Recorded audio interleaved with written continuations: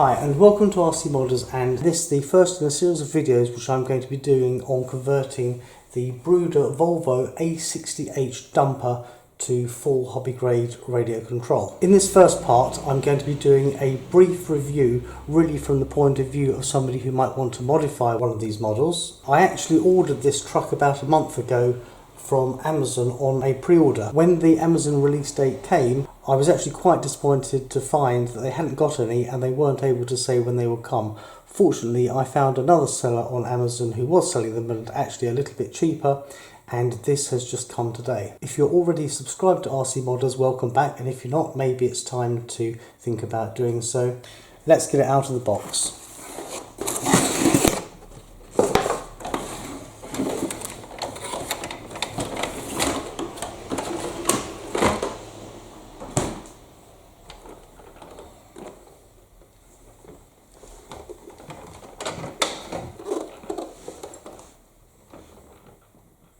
Okay, on first inspection it's quite an impressive model, not terribly heavy but a decent weight. Not too many functions but one or two features which are maybe worth going through. First of all, the top opens here, so Bruder man can easily sit in the cab.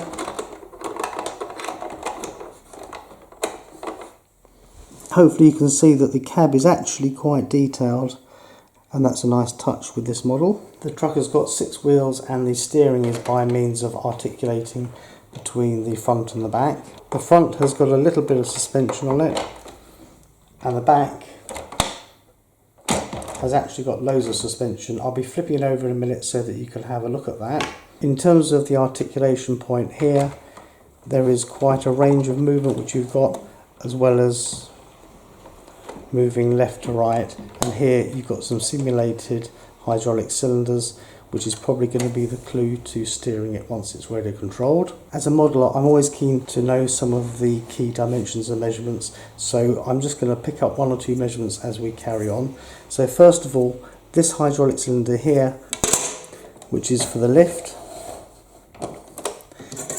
at full extension, that's about 29 centimetres, 290 millimetres, or in fact 11.5 inches. And then when closed,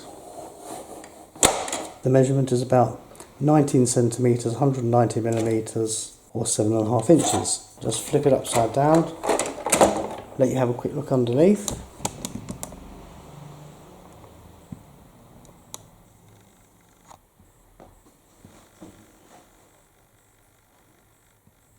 Now underneath at the back we have quite an interesting kind of suspension setup. As I move one wheel it causes the other one to move. Some pretty interesting physics going there, and plus you've got a piece here which actually allows it to rock, and all of this movement is such that the tires never touch each other. I think it's really clever that they've managed to do this without any screws or bolts, just pieces of plastic which clip together. All of the way through, the axles seem to be of the 4mm variety. Distance between the rear wheel centres, about 11.5 centimetres, that's 150mm, and about 4.5 inches. The diameter of the tyres, I would say roughly 10.5 centimetres, 105mm, probably 4.25 inches.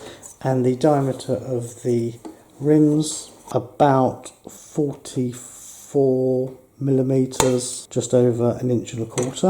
Width of the track, about 21.5 centimetres, 215 millimetres, and in inches, about 8.5 inches. And the rear is the same track as the front.